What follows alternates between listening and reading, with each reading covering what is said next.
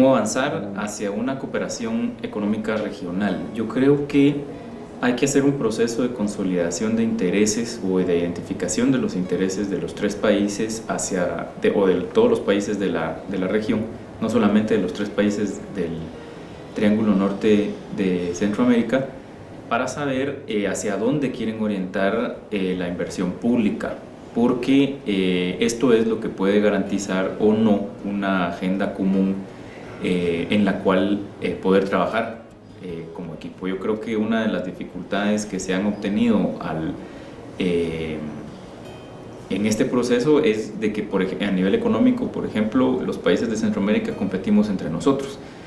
Producimos lo mismo y por lo tanto somos competidores en el mercado internacional. Entonces hay que tener un plan que permita un desarrollo de la región en forma más uniforme. Lo que quiera Costa Rica, lo que quiera Nicaragua, por ejemplo, lo que quiera Panamá, no es necesariamente lo que pueda querer Guatemala y Honduras. Entonces yo creo que la parte más importante es hacer una identificación de cuáles son las potencialidades que cada uno de los países tiene, cuáles son las necesidades y las visiones a futuro que éstas tengan, y a través de esto articular algo que sea un poco más regional y menos desde la visión nacionalista.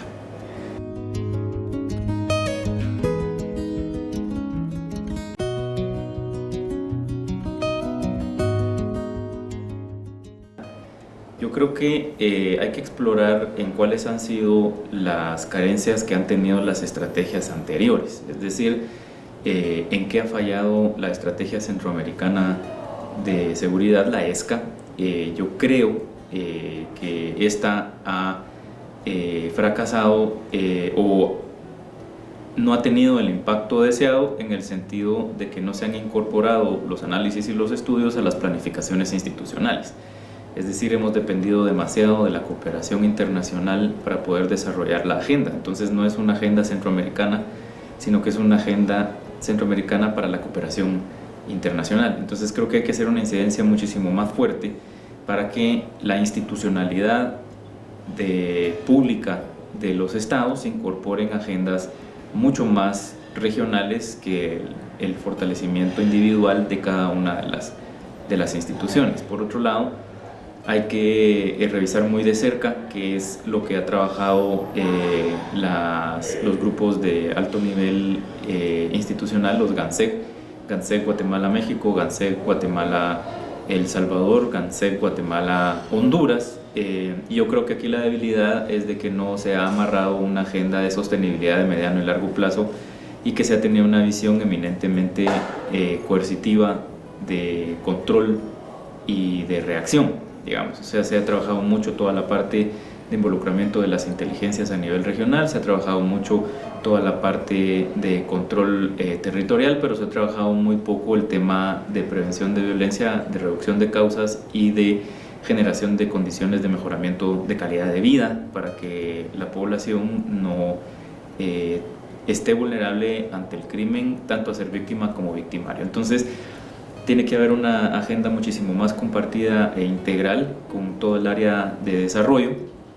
Tiene que ser vinculante a la generación de calidad de vida de la ciudadanía, y tiene que ser una agenda muy fuerte de fortalecimiento de las instituciones en la toma de decisiones basada en evidencia, que sea medible, que sea cuantificable y que sea evaluable las decisiones en materia de seguridad.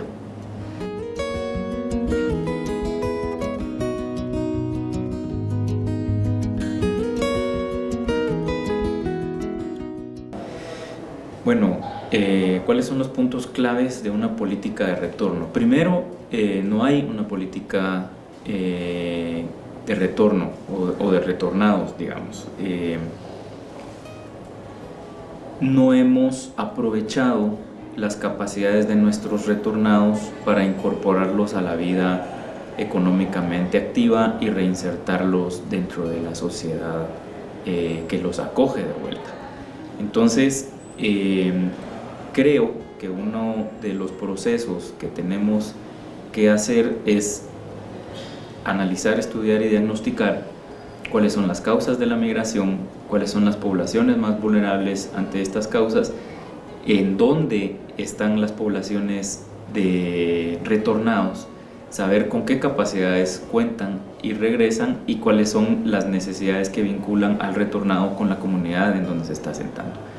En este momento, por ejemplo, los institutos de migración hacen un registro muy superficial del retornado, no sabemos a dónde va ni cuál es su potencialidad, y yo creo que esto es clave, o sea, tener más información también en cuanto al perfil del retornado, tanto de su comunidad, de las necesidades de su comunidad, de la potencialidad de su comunidad y cómo él puede encajar dentro de este proceso, es clave. Y luego, pues obviamente, tener un proceso en donde se pueda trabajar con las poblaciones que están vulnerables a irse. O sea, si pensamos en solo trabajar con el retornado, aunque es lo más fácil porque es el que ya viene de regreso y tenemos cierto control sobre él, pues obviamente estamos en un engaño, porque entonces estamos trabajando única y exclusivamente con el fenómeno no causal, sino con el resultado.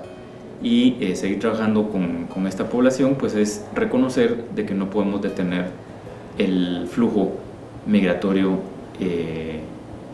ilegal. Entonces creo que a la par de trabajar con el migrante retornado, hay que trabajar con la población que está vulnerable a irse, precisamente para evitar que hayan retornados.